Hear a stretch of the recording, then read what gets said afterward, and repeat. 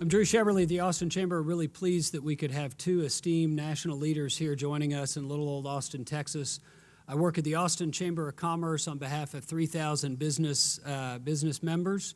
Our primary goal is to make sure that we can grow good jobs here in Central Texas, and so employers are very interested in making sure that we can bring the best talent to bear. So we're lucky to have two of our nation's leaders. Stephan Turnipseed has a long career in corporate America, before that in the armed forces. In our Air Force, he lives in Alabama.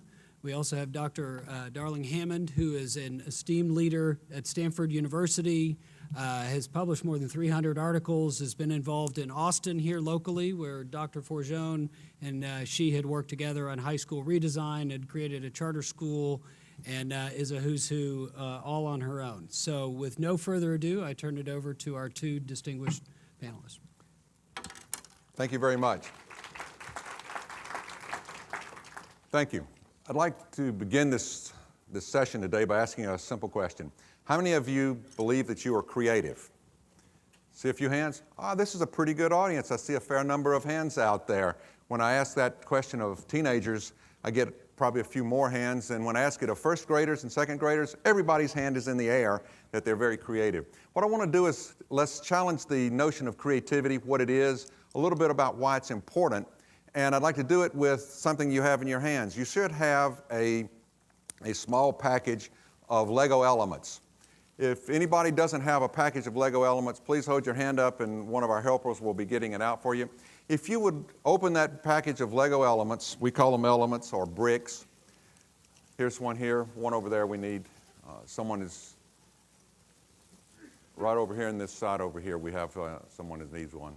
If you'll take them out, what you'll find is you'll see that there are 4 yellow bricks, there are 2 red bricks, and one of the yellow bricks has a couple of eyes on it. Now I'm going to give you a little building challenge. This is something that I normally do with first, second graders, elementary school kids. It takes them about 30, 45 seconds. Since you're adults, you're going to get a minute and a half to 2 minutes. So don't want to put any pressure on anybody. But I want to ask, does everybody know what a duck is? You know, quack, quack, a duck. All right, we all on the same page? If you will take these elements and build your version of a duck. There is no right answer. There is no wrong answer. Everybody do this. It's not as hard as it may sound. Just start putting the bricks together. Let your fingers do the thinking for you. Let your hands do the building. Oh, isn't this is the way it normally is. With adults, it gets so quiet when we build. We're focused, we're concentrating, we're asking that hidden question inside that says, is this on the test? Is this something I'm going, it's normal. It's okay. You get to be normal. Kids aren't like that. Kids, they actually are making a lot more noise by this time. It's okay if you make a little noise. It's all right, just so that you know you're here. How are we doing on the ducks? We starting to get ducks? Quack, quack. Quack, quack. There you go. Hold your ducks up. Starting to get some ducks? All right, we're starting to get some ducks. What I'd like you to do is look around. Look around you where you're seated and see if there's anybody who has a duck that's identical to your duck. Anybody have a duck that is 100% identical to your duck? All right.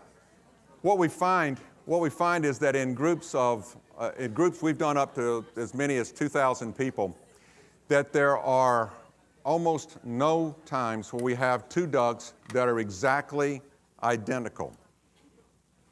You're feeling pretty good about this. You have proven that you are all creative people. Now I've got another question for you. How many of you have a duck that looks exactly like this duck? This is my duck, okay? There's 1, 2. Okay, there are 2 of you who have a duck that's exactly like my duck, and I can say to you 2 that you passed, and all the rest of you, you failed. Yes, it is something that causes us to express a little bit of humor. Sadly, this is what's told to our children every day in classrooms, that there is only one right answer. And by so doing, we stifle the very creativity that you've demonstrated that you still have. You see, creativity is not about something about learning creativity. It's about unlearning it. There's great research done by the Torrance Center for Creativity, some work that was done by Dr. Land about creativity and about the fact that at 5 years old, almost 100% of all children will test as creative geniuses. After 20 years of the best education we can provide at age 25, only 3% of adults will test as creative geniuses on the same evaluation, the same assessment. You see, it's not about teaching creativity, it's about the fact that our schooling process unlearns it, and it's not the schooling process itself. It's not education that is the largest culprit in this. It's this notion of high-stakes testing that there's only one right answer. This is the part that we have to deal with, and we have to understand its impact. I'm not saying that testing is not good. We do need to do assessment. I'm not saying that we shouldn't assess in some ways. I'm simply saying that assessment used the way we're using it today is stifling the very product we need out of our workers, out of our citizens. In a study done in 2010 by IBM of over 1,500 corporate CEOs, they were asked what the number one thing you need in a workforce. They said creativity. They also said it's the number one thing they're not getting in their workforce from the incoming workers is creative, innovative problem solvers.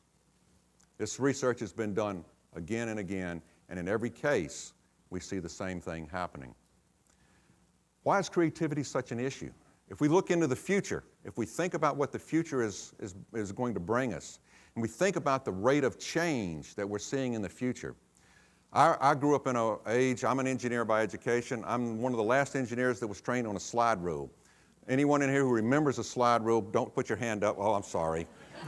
Too late. You outed yourself. I'm sorry. These are guys who remember the slide rule. It was a different age. It was a different time. Technology allowed us to move to a different place, and now technology is proceeding at 1,000 times faster. Ray Kurzweil tells us this, that change is proceeding 1,000 times faster in the 21st century than it proceeded in the 20th century, which means we need to drive creativity.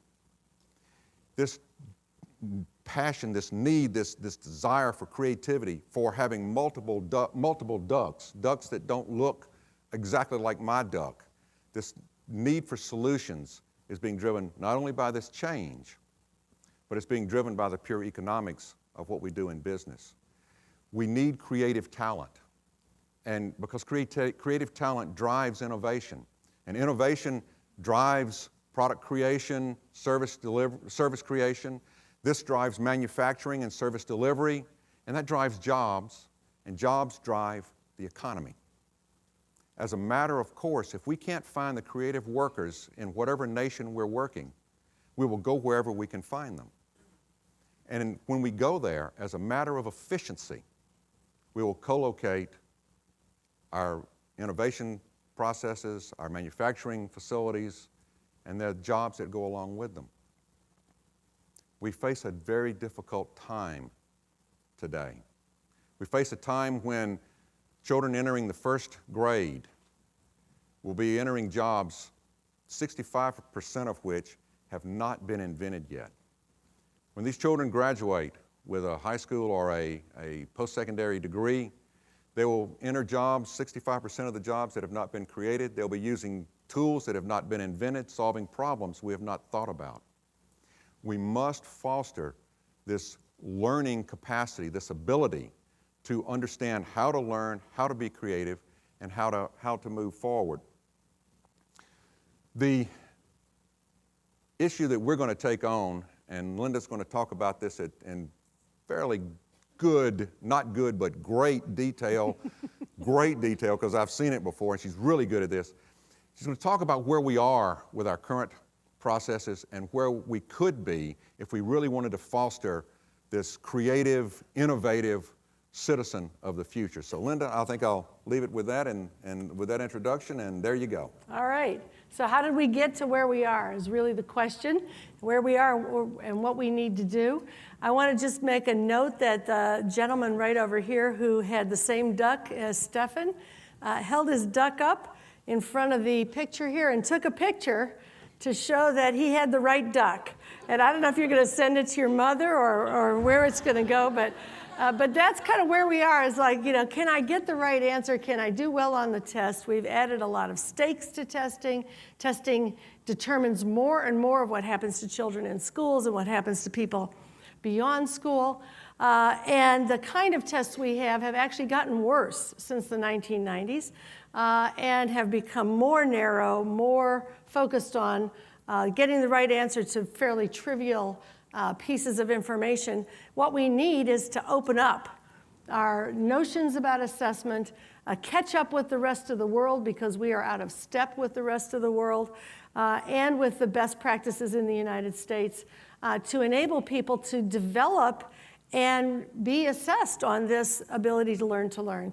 And just to reinforce the point that Stephan just made, in my own neighborhood in Silicon Valley, the vice president of Google was recently quoted as saying that they don't pay any attention to tests at all when they're hiring, that what they look for, the one most important thing is learning ability, the ability to look at information, to assemble evidence, to figure out how to weigh and balance it and make judgments, work collaboratively, and solve problems. So that's really what we've got to begin to aim for, and we've got to get past the policies and the practices that are currently holding us back. So what's wrong with what we're doing? This picture of children kind of diligently bending over their desks to find that one right answer is kind of an image of schools in the early 1900s, in the mid-1900s, and unfortunately in many schools today, you could walk into a classroom and see exactly that. So what are we doing in testing? Let me just put a little framework on this and say that in the 1990s, there was a federal law that was encouraging states to begin to bring assessments into focus.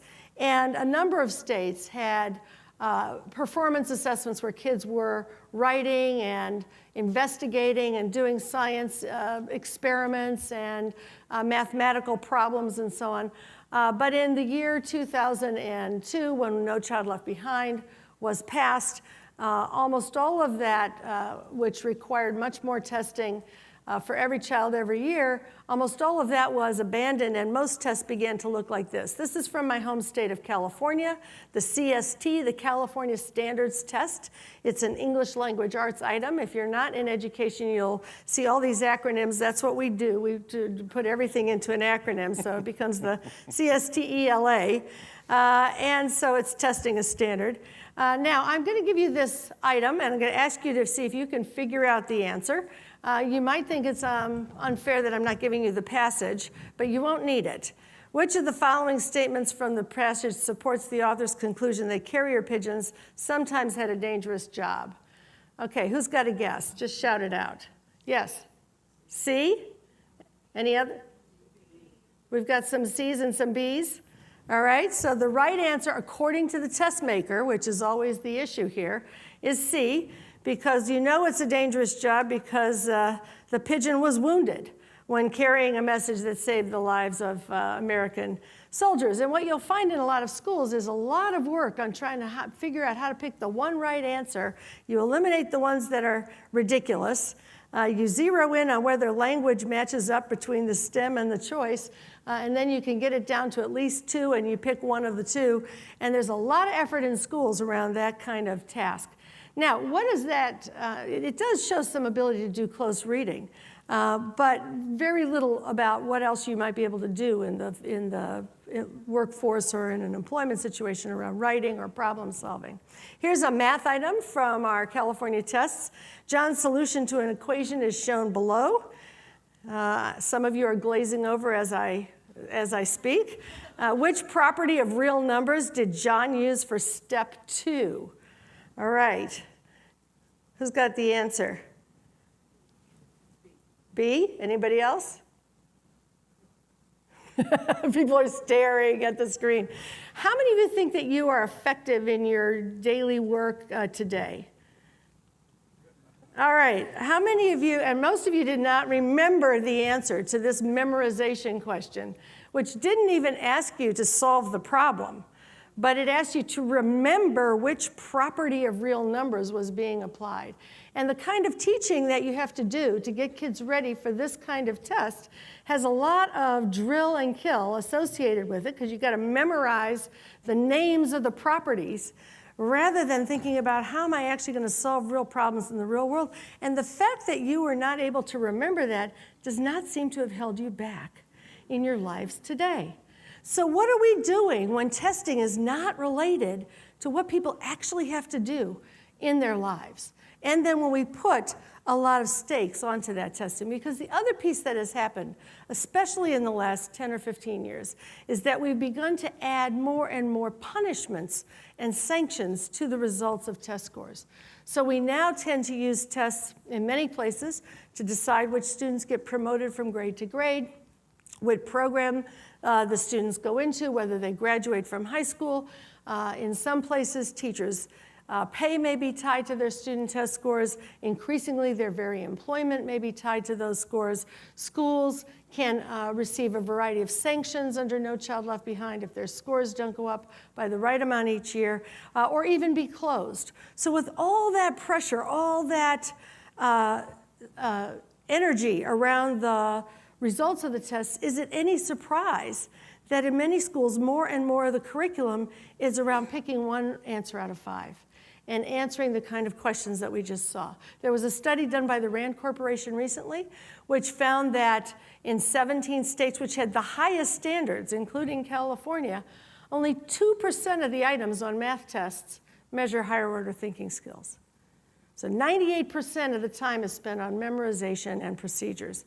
Only 20% of the items on English language arts tests. We have a country that understands that it needs to move forward in the 21st century, and a testing system that is pointed firmly at 1950, when multiple choice testing was a modern technology, and unable to move forward.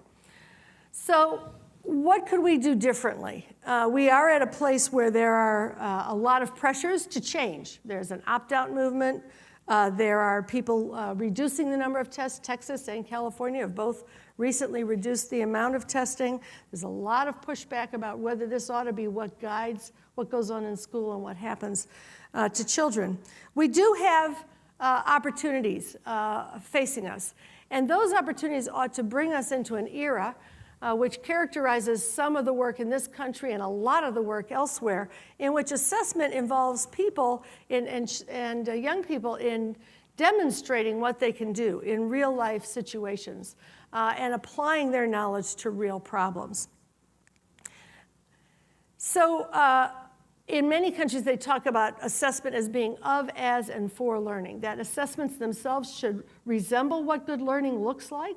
That it actually ought to tell us something about what we should be teaching next and how, as individuals, we can use the results and improve our own work, as well as testing the results of learning. We've been stuck in the United States primarily in assessment of learning, not as and for learning. And we are the only country in the world that tests every child every year. Nobody else does it. Most countries have maybe 1 or 2 assessments before high school, and those assessments are open-ended, essays and problems. They are not predominantly multiple choice items. So we have a lot that we could learn from. And if you think about, just don't try to read all the words, but the continuum of choices in assessment, our traditional tests on the far left there are really standardized multiple choice tests of basic skills.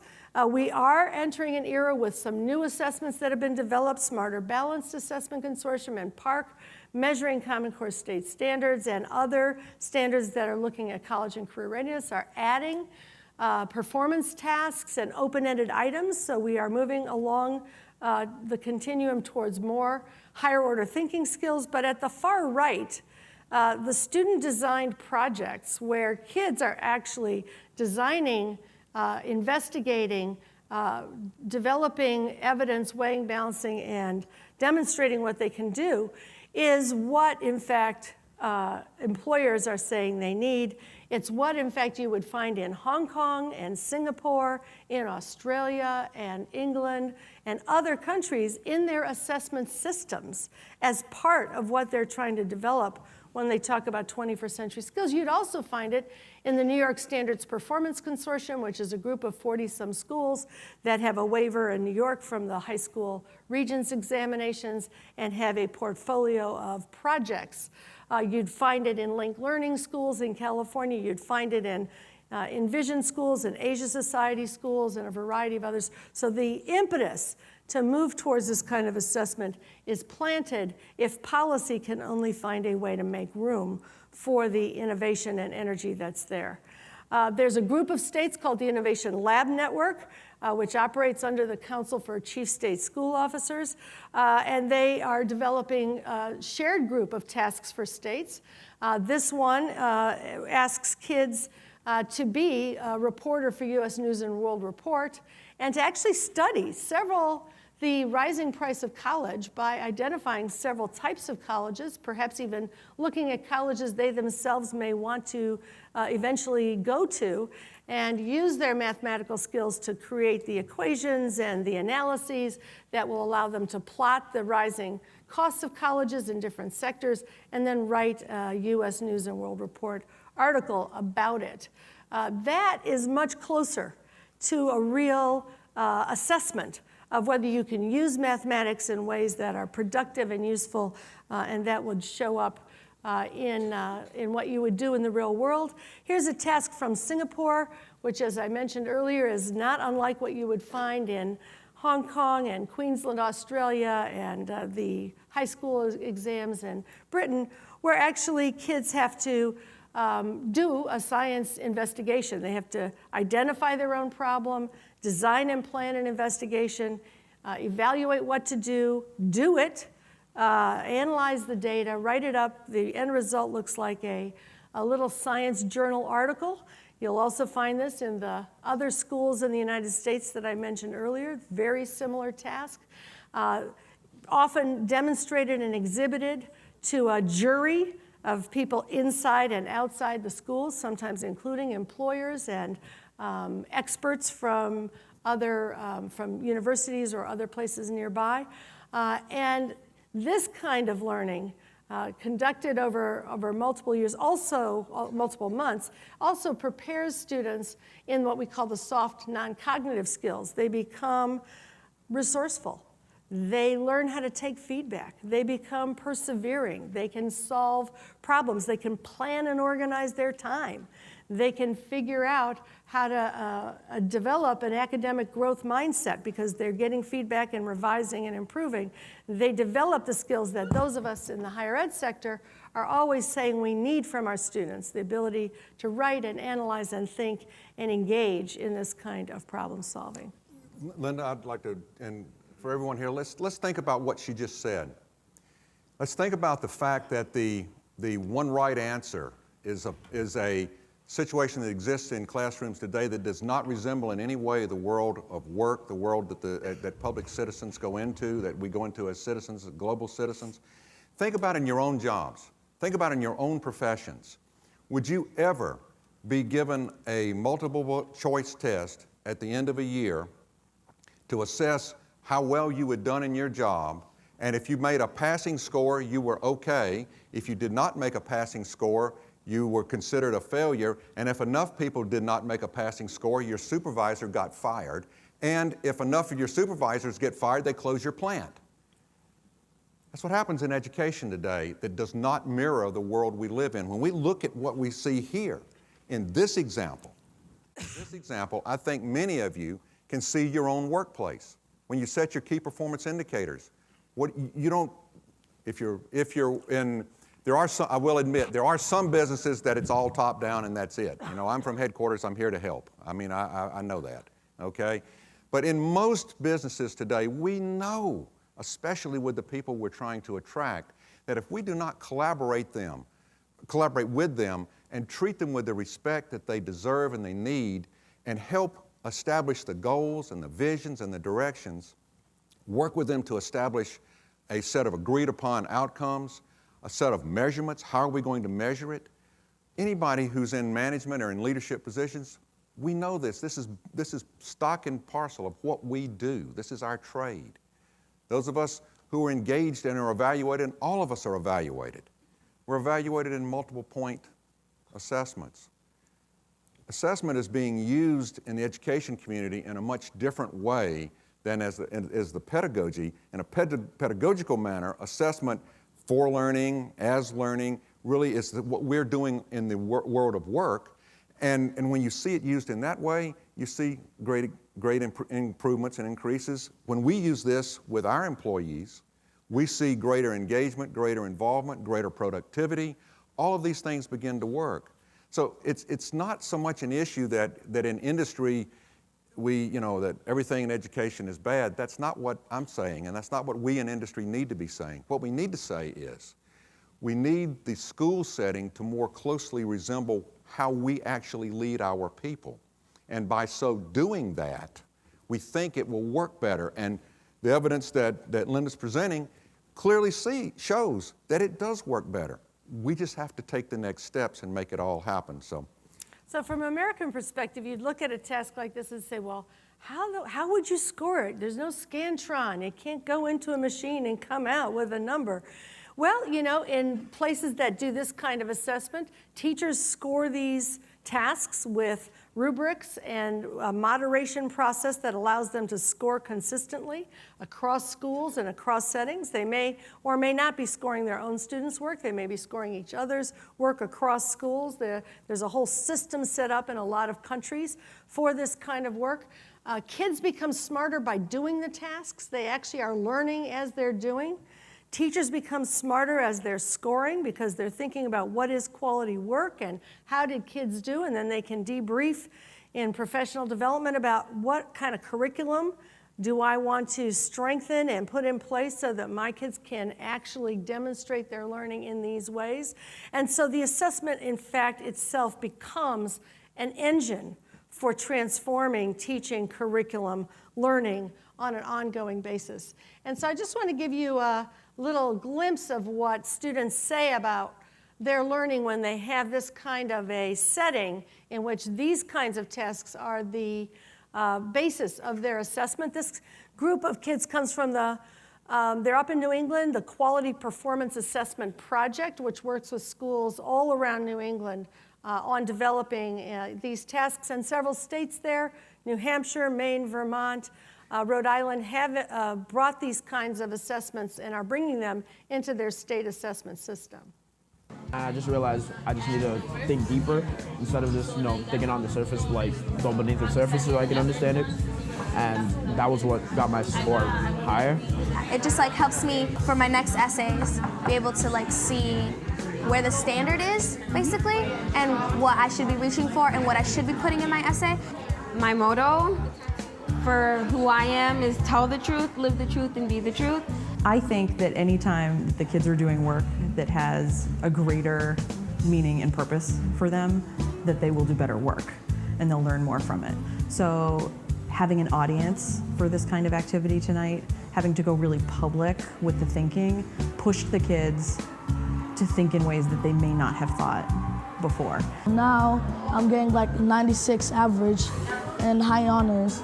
Along the way, we've been assessing them. We've been noting down what they've been doing, and they've been really having to problem solve themselves. And so the performance is the culmination of all of those skills put together and all of the learning. And we get to apply our knowledge a lot more than just memorizing something for a test and then forgetting it. This is something we're all going to remember for a long time. This helps me learn and realize what I've actually learned. Other than taking a test and be like, oh, I got a letter grade, cool. But if I'm taking this, I'll be like, oh wow, I know a lot because I did this and this and this and I had no problem with it. One of the things that happens in this kind of thing, or performance assessment in general, is you go over the things that are important to them when they need to know. Because then they'll really pay attention, right? They really pay attention when they have to do something or calculate something. They'll really listen to what you have to tell them. But until then, it's kind of meaningless. You can visualize what's going on because you've actually worked with it before you've learned it. So without even knowing what you've done, you've set a foundation for the theoretical in reality.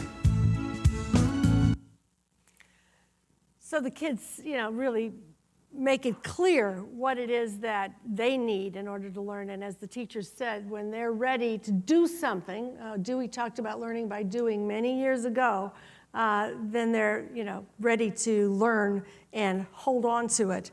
So we're at a moment where we could make great strides. There are people all over the country working on developing these kinds of assessments, assembling them in portfolios, creating badging systems and qualification systems like those that exist in many other countries. In many of the ones that I mentioned before, you could take examinations like this in content areas where you want to demonstrate your qualifications. Sometimes there's a sit-down test that goes with it. And then you leave high school with qualifications in hand that say, I've done this, this, this, and this. We have a key moment, the Elementary and Secondary Education Act, AKA NCLB, is about to be reauthorized, or at least there's a very robust conversation going on in the Capitol about it. And there's an openness in the conversation now to thinking about how might, instead of a single test at the end of the year given for the purposes of all kinds of punishments and sanctions, how might states propose assessment systems that are more robust, that have elements that are performance-based and diagnostic, as well as traditional, that allow the use of the assessments for real learning and continuous improvement instead of managing the system by shock therapy, which is kind of what we've been doing. What if we could rethink assessments and how they're used? One of the things that a lot of folks are working on right now is this idea that you might actually end up with kids coming out of high school with a digital portfolio. And in that portfolio, they might have their scientific investigation, and they might have their social science research paper, and they might have their internship experience in a workplace that they're reflecting on, and perhaps a demonstration of their language proficiency, their literary analysis, whatever it is that is part of that assessment system. And the employer or the college would have a 10 or 15-minute summary at the top of that digital portfolio, which gives them the transcript and a summary of the grades and test scores and so on, but also the students' goals and their accomplishments or badges, maybe a short essay, maybe a little video clip of them doing one of their portfolio presentations. But most important, so you could get a sense of who this student is and what they've done in the traditional and non-traditional ways. And then most important, there's a table of contents. So if you want to know how that kid did on their science investigation, because you're considering as an admissions officer them for the major they've announced in science, you can dive in and see that if you're an employer who wants to know whether this young person did well in their internship, you could dive in and see what they did there so that people could get information about what kids know and can do in ways that are useful for the kinds of experiences that Stephan started us off with. And I will close by saying we also have to rethink how assessments are being used. Tests were never intended to be used as cudgels, as things to create rewards and sanctions. They were intended to provide information. And if you talk to the psychometricians and read the psychological standards for testing that have been put out again this year, they always say tests are imprecise, they have error, they don't measure everything, you should never use them by themselves to make important decisions about any one for a high-stakes purpose. So we need to allow assessments to return to their original purpose. They should be models of good instruction. An assessment should illustrate what it means to know and learn something well. They should be exemplars of quality work. We should use them diagnostically to guide teaching. We should give students information through rubrics and other feedback that guide their own revision process, because that's the key part of learning, is to do something and then get feedback and revise it. We should use them as tools for teachers to learn and for information, not for punishment. I think if we get to the place where we're able to think about the uses of assessment and the nature of assessment of, as, and for learning, we can meet the needs of our employer community, of our higher ed community, and most important, of the students themselves. Absolutely, Linda. And as we think about this, as we think about how assessment can, or how assessments can be used, I think you and I had a discussion once about how assessment oftentimes is the framework that defines the curriculum. So if the assessment is defined narrowly, then the curriculum becomes defined narrowly. And what we really need to do is have an assessment system that allows curriculum to be broader, that allows curriculum to focus on how do you learn to learn. We know that as employers, we know that when we hire someone today, 3 to 5 years from now, this individual is very likely to change to either another company or to another job. We've seen this in the statistics. We know what's coming. So the ability for us to onboard these employees means they have to have these great skills, these great knowledge of how do you learn what you learn, and how do you learn it, relearn it, how do you change from one job to another job as the market changes, as the economy changes. They have to have these so-called 21st century skills of creativity, critical thinking and problem solving, collaboration, communication. They need to be able to work together. They need to have these dispositions, this notion of grit, this notion of leadership, of curiosity. When I think about dispositions, I always think about it's a habit of thought that must be manifest in behavior. You know, if you think that you're successful, you tend to act more successful. If you think your assessments matter and they're a part of your learning experience, we could see from the video, the young people there thought they were engaged more because they were engaged more, and so these dispositions become important. All of these are critical to being an employee or an employee and to being a global citizen. When I travel around the world, and I do travel a bit more than I wish I did, honestly, but when I travel around the world and see different school systems, as you've seen these school systems, I see them actually responding, and I see governments, more importantly, responding to the needs of their economies. I was in Russia last year and spoke with the Minister of Education, who said that as a matter of state policy, education is the key important goal for Russia, because they believe the next race will be an education race, and the country that wins the education race will win the future of the global economy. I was in Dubai just last week was it last week or a week before anyway. They all kind of go together, guys. But I was there and I met with people from the Middle East, particularly in the United Arab Emirates, who have a strong program they've just put in place, driving innovation in their schools and driving innovation in their economies, because they know that innovation will drive the future. I've been interviewed by the Korean public broadcasting system about how does creativity work in the United States, because creativity is so important to the Korean government.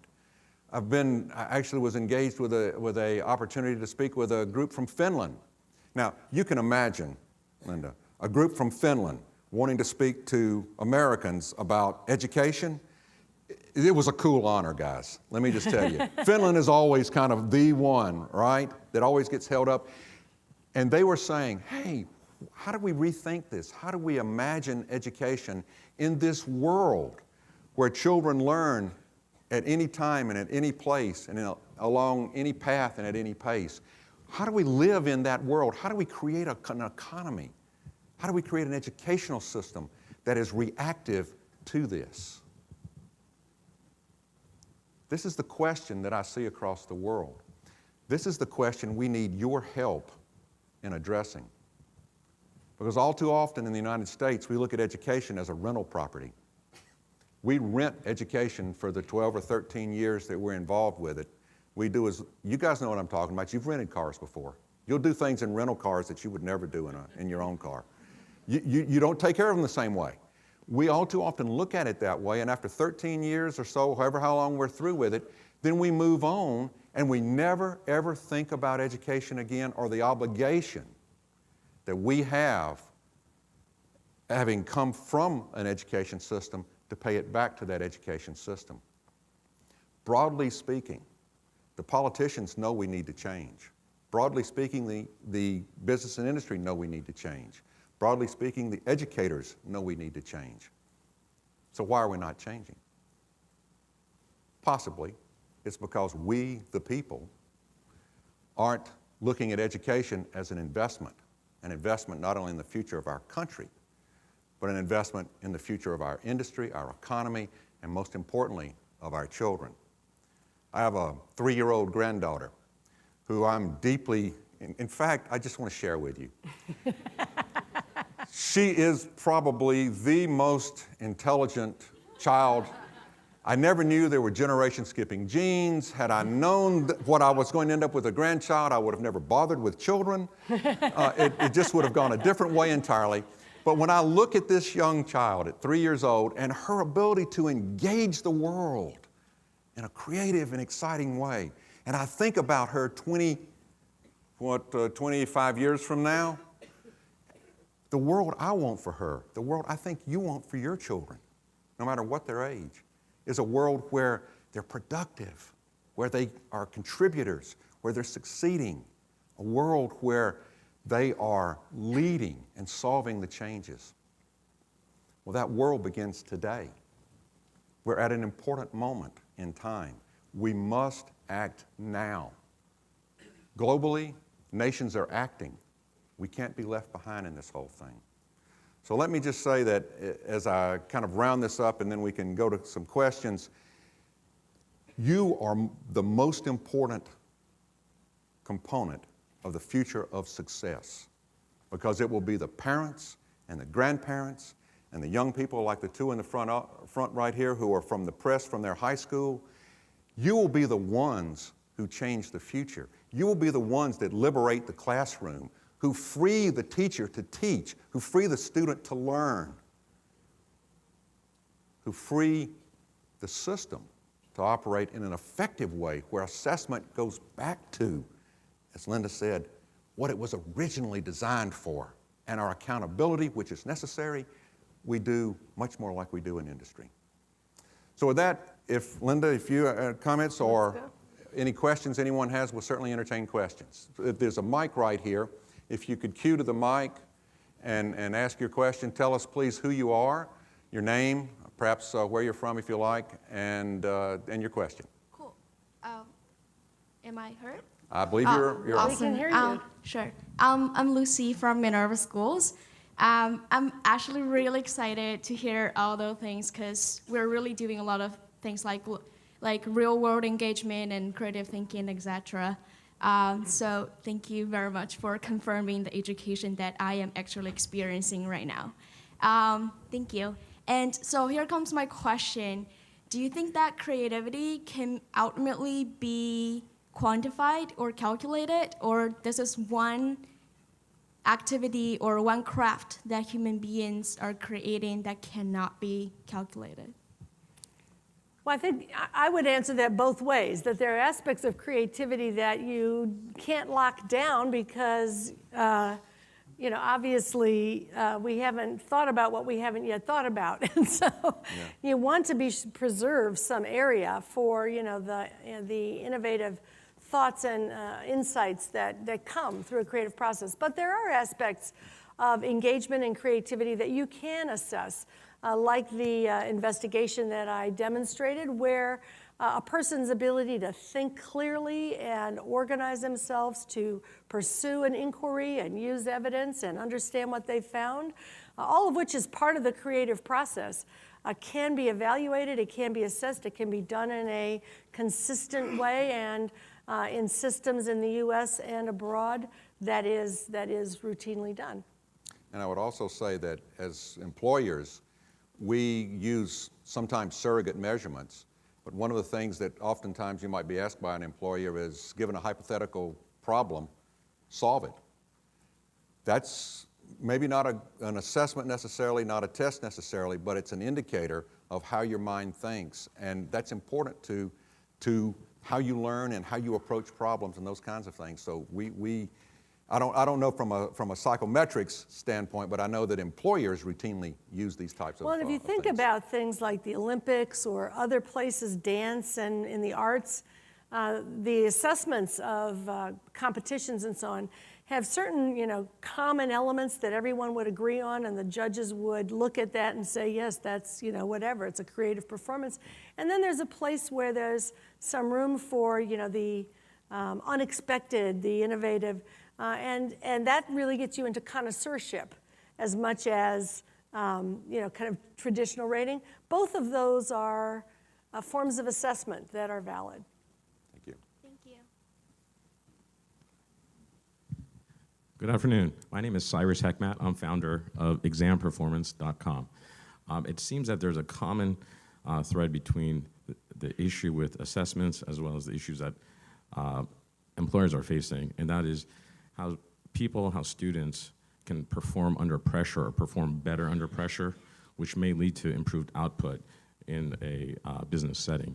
The question is, my company, examperformance.com, has a hypothesis that exams and the assessment methodology not only test to see how much of the tested content students know, but they also test to see how well students can perform under pressure.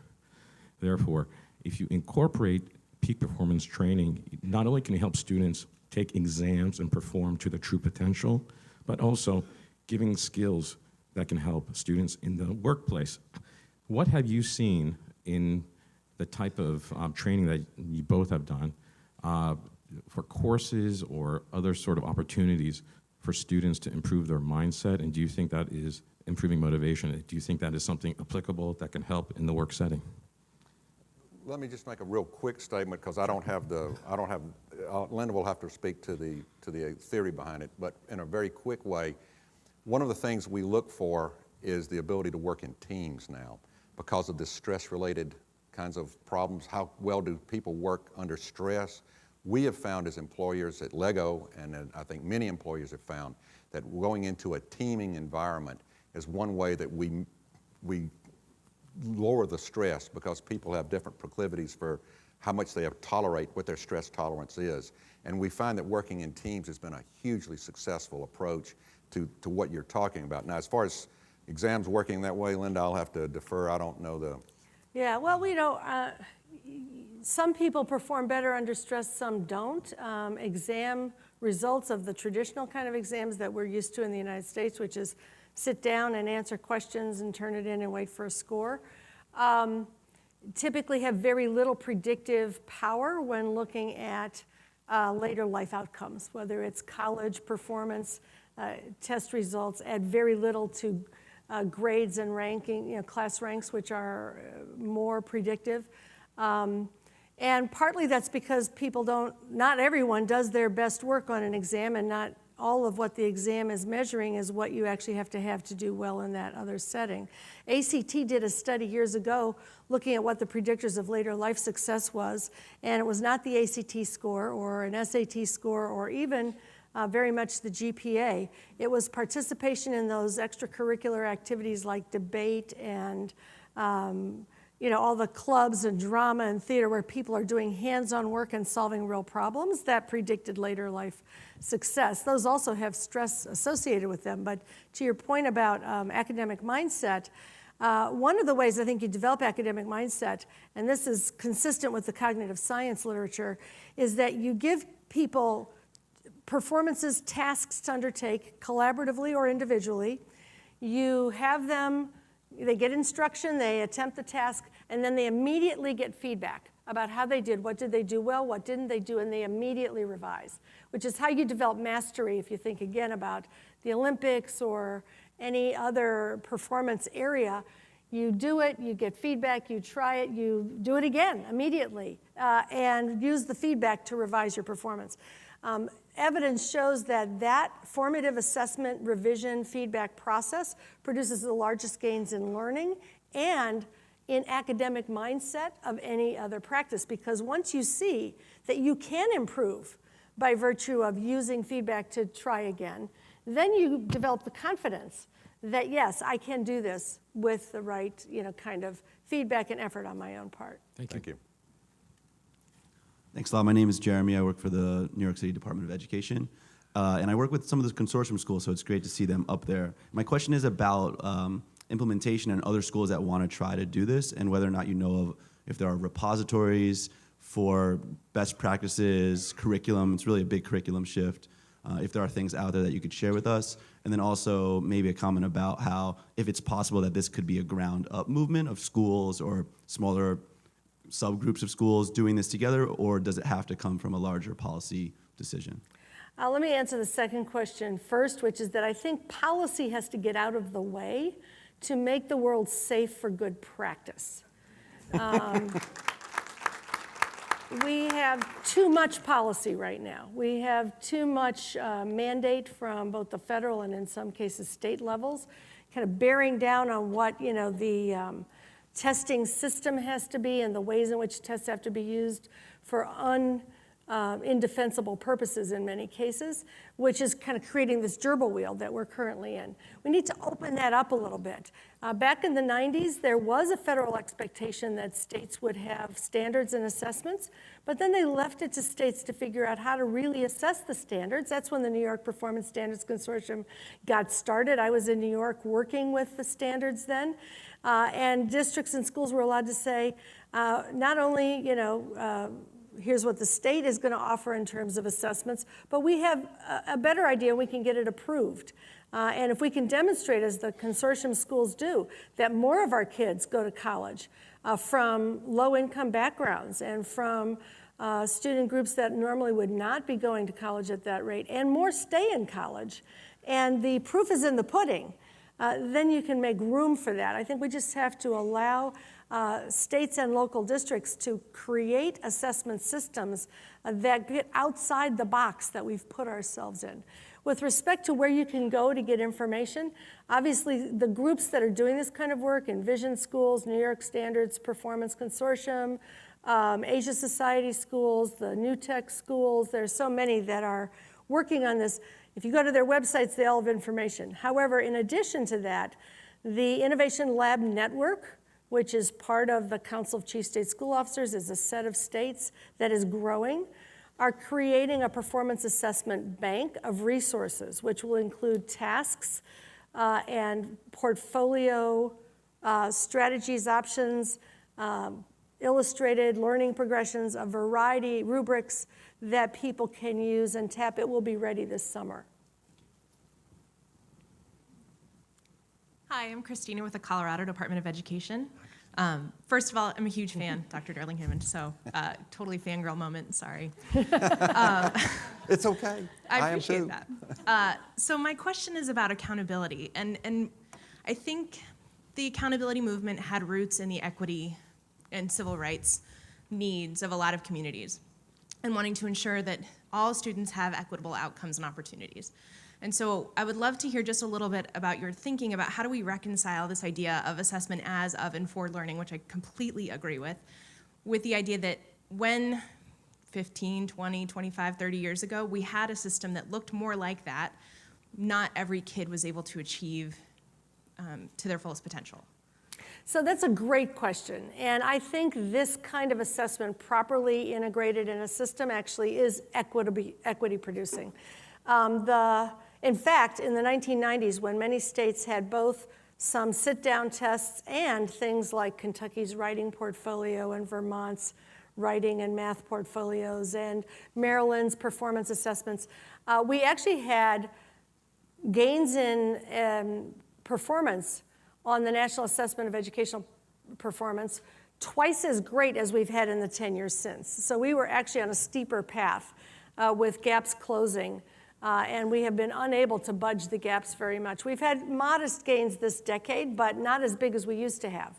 So it's not clear that the one approach, which had assessments and had reports of scores and all that, but in a different context with more innovative components, that one is better than the other. The other thing that's happened to us is that testing has replaced investing as a state policy in many states.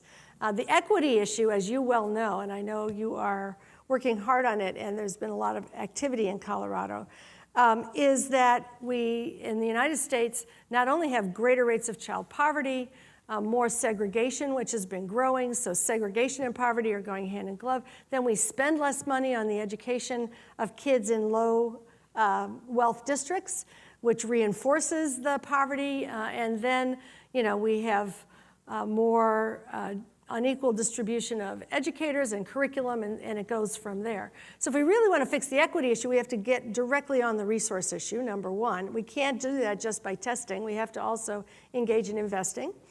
And then we have to have a form of testing that gives more curriculum equity. The thing I love about the systems in Singapore and England and Queensland and other places I named is that they often have an end of course exam or a test periodically, but these performance tasks that are embedded in the curriculum bring more curriculum equity. Instead of some kids doing science investigations and others sitting there with worksheets doing drill and kill, and both of them getting the same test at the end of the year and showing an achievement gap, everybody has to do the science investigations because it's part of the curriculum and it's also part of the assessment system. So everybody's getting high status knowledge.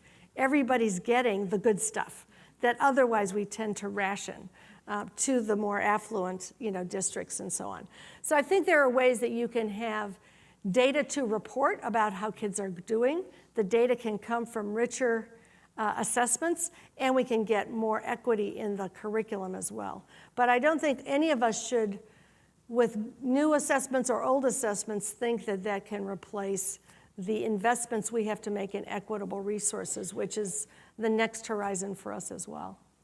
And to kind of build on that just quickly from a business and industry standpoint, we want to hire all the people. We don't want to just hire the ones who could afford to go to a particular school. Our industrial engines don't work that way. We need to hire broadly in the community in which we live. Poverty is bad, stated bluntly, poverty is bad for business. You don't have a high-quality consumer. You don't have a high-quality worker because of conditions that are not related to their intrinsic abilities, their brain-based capacities, their genetic potentials. It's related to a system that's been imposed, however it got there, but a system that is not letting that work. And to your point about resources, industry increasingly has to get on board with that and talk about we need to have equitable resources and we need to educate all children so that we can hire all children, because if our businesses reflect the community in which we live, they are more productive. They are simply, they're better social, better corporate citizens. We need that as much as anybody does, so yeah. I agree. I realize I didn't answer one part of what I think was an implicit in your question, so I'm just going to add that assessment systems should be a mix of broadly comparable and more uniquely implemented, in the school and classroom kinds of assessments, and they need to be embedded in a continuous improvement system where we have a dashboard like businesses, where we have a dashboard of metrics and indicators about how schools are doing, which include a variety of assessment indicators and learning indicators, also graduation and whether kids are engaged in suspensions, expulsions, opportunities to learn, access to good courses, and use that dashboard in an expectation for continuous improvement and for identifying schools that are failing so that we continue to engage with them. So I didn't want to ignore that part of the accountability issue. Thank you both so much. Thank you. Thank you. We probably only have time for one more question. I'm very sorry. Say that we'll see what happens, but they'll put the hook on us here pretty quick. Hi, my name is Homer. I'm a founder of an education platform, provide project-based education and alternative assessment using project portfolio, exactly what you do. So my question actually is about equity opportunity. I know the project-based education maybe can provide more opportunity for students, maybe not from prestigious university, but on the other hand, you need to accessing more resources. Sometimes you need to physically be there and talking to either experts or a good teacher to do the reasoning, meaningful projects. So how can you, what's your thought about scale the project-based education for the wilder students and allow them to benefit from this kind of new assessment? Thank you. So I think you're asking about scaling up the assessments and how do we help teachers learn how to do the kind of work that's needed to support projects as well as the resources. Yeah, so number one is how to scale up, and number two is how it's compatible with equity opportunity, like what common core, that what they want to do. Right. Do you want to say something? I think And I'll there add are a on? couple of things here. There are systems across the world, and there's a debate on whether we should have a dual track, not track, that's not a good word, a dual process where there's a route that you go through that has more of the apprenticeship type of world and a world that goes more toward the academics. And in those, they actually parse out the resources to support these more project-based outcomes. My view of that is that type of a system, while it may be working in various places, doesn't really recognize the fact that all children learn in a very project-based way. They learn in a very hands-on way.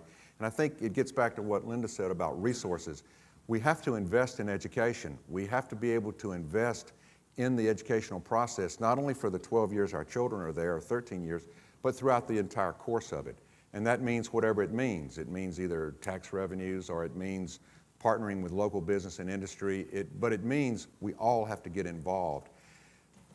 Globally, we see this happening by governments investing enormous amounts of money in outfitting classrooms, not only with computer technology, but with hands-on technology. It's a slow go, though. Right.